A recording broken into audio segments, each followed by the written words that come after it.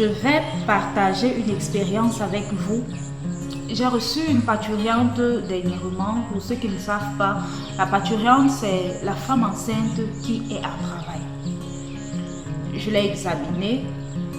Elle avait une contraction de 20 secondes en 10 minutes parce qu'on les évalue toutes les 10 minutes. Et au toucher, elle était à 2 cm.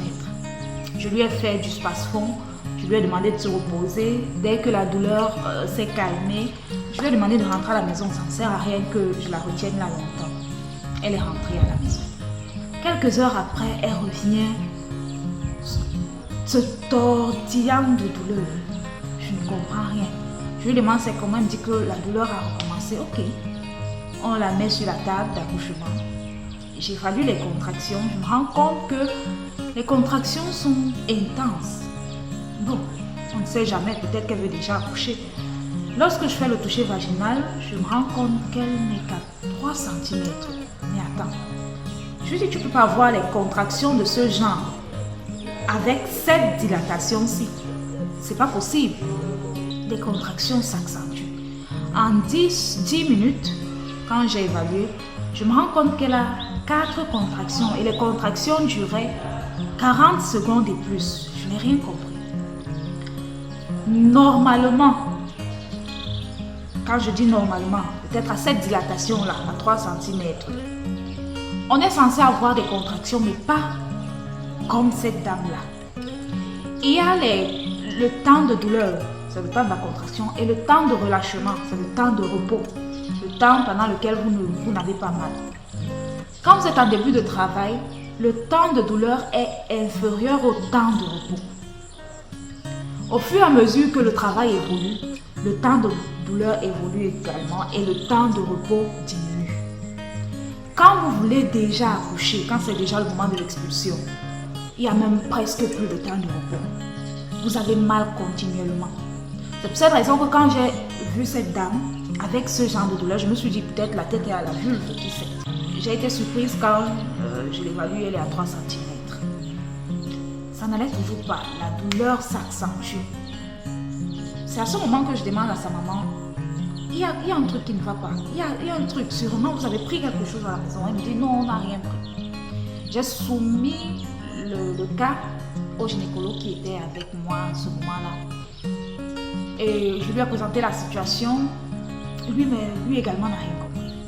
Je suis revenue vers la dame, je lui ai dit, vous voyez comment votre fille se tord de douleur. On ne peut pas vous aider si vous ne nous dites pas ce qu'il y a. Et c'est là qu'elle me dit que sa fille a pris le miel à la maison. Bref, à ce moment-là, il y avait une seule conduite à tenir. On est passé à la césarienne. On lui a remis son bébé bien portant et la dame était bien contente.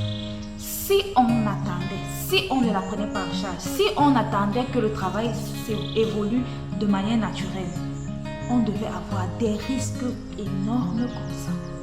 Quels sont les risques que cette femme courait si on n'avait pas réagi? La rupture utérine, l'utérus se rompt. Si la prise en charge n'est pas immédiate, la dame perd son enfant.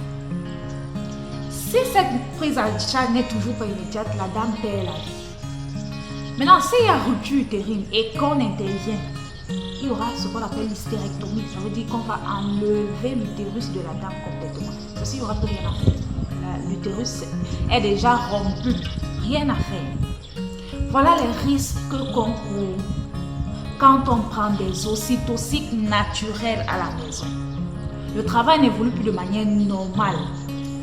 L'utérus ne supporte pas la contracture là. Et ces contractions-là n'agissent pas. Si ça agissait même sur le col, on devait comprendre. Mais ces contractions n'agissent pas sur le col. N'ouvre pas le col. Imaginez la douleur là. Cette douleur là. Et attendre que le col devait s'ouvrir. Après, si le col s'ouvre, c'est 2 cm en 2 heures de temps. Imaginons à quelle heure le col devait complètement s'ouvrir et la femme devait expulser. Elle ne pouvait pas atteindre cette heure-là. La dame là, on devait la perdre.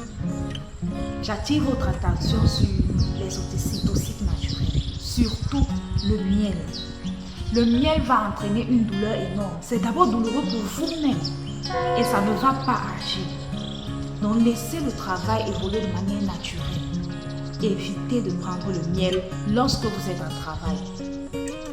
C'est un conseil que je vous le donne parce que j'ai vu les effets du miel.